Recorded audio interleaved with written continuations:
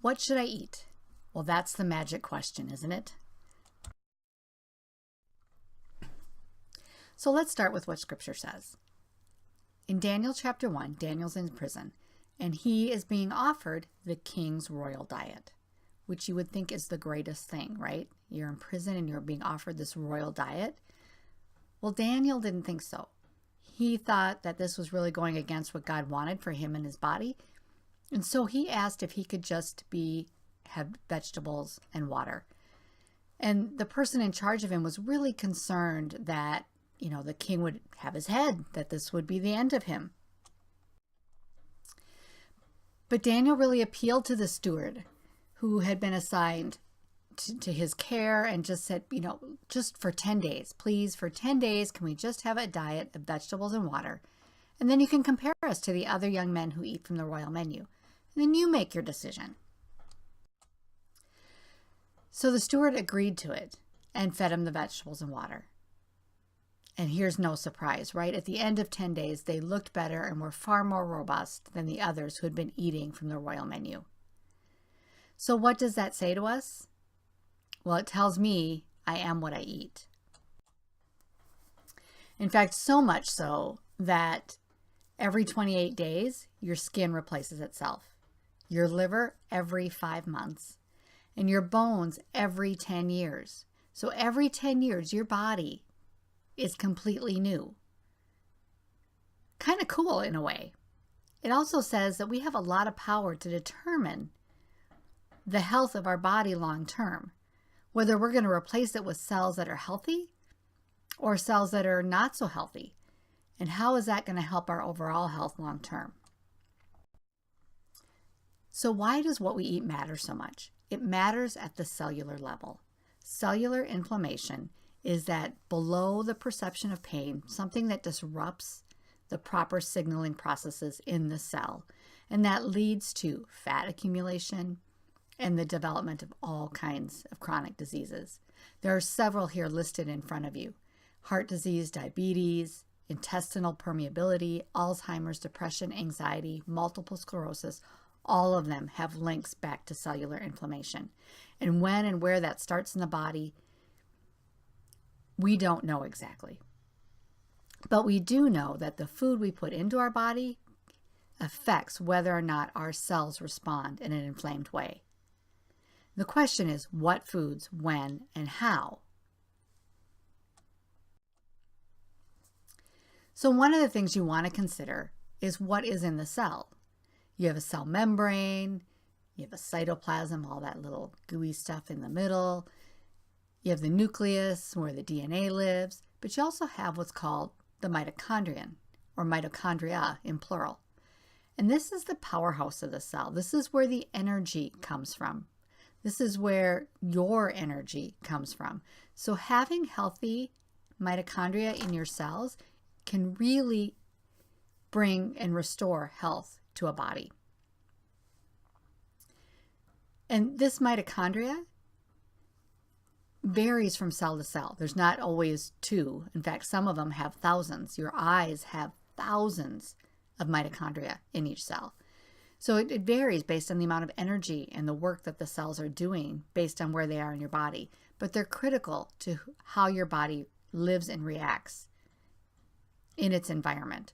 So how can we improve that? How can we bring down inflammation and help support what the mitochondria is doing to help us live a healthy life? So what should we eat? That's really the magic question, right? Well, it's not a simple answer, and it's not the same for everyone. I really encourage you to look at your family history. What diseases are there? And what are markers that you can make changes in so that you can have a long and healthy life? For me, as an example, my family has a long history of type 2 diabetes. And so genetically, I probably have a predisposition to it. And some would say, well, you're going to get it. But we know that that's not true. The science of epigenetics tells us that we can affect the expression of the genes that we carry in our body. We can support whether they turn on or turn off. So I can help my body stay in the place that it is right now of health and not turn on its predisposition to type 2 diabetes. I can help my body continue to respond to insulin. And I do that by reducing sugar and controlling the amount of carbohydrates I eat on a daily basis. That's a choice I've made based on my family history. What are choices you can make that will help move you towards health? One that all of us really can make is reducing sugar. There isn't any one of us that needs to be eating the amount of sugar that we eat today. If you look at this infographic, 100 years ago, what we ate every 5 days versus what we eat now every 5 days is startling. And really, this data is a little bit old. So I'm hoping that in the last several years, maybe our sugar consumption is starting to go back down, although that's probably a little optimistic on my part. But sugar is one of those things that really does nothing but damage to the body. So if there are ways that you can reduce sugar, that will help you move towards health. And it's really easy to think you want to make a wholesale change and just throw out everything you're doing and start from scratch.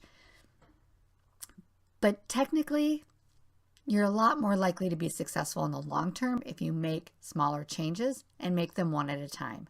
And make changes and allow yourself to be successful and allow them to start to feel normal. Then you can make another change and allow that to feel normal and a part of your everyday life.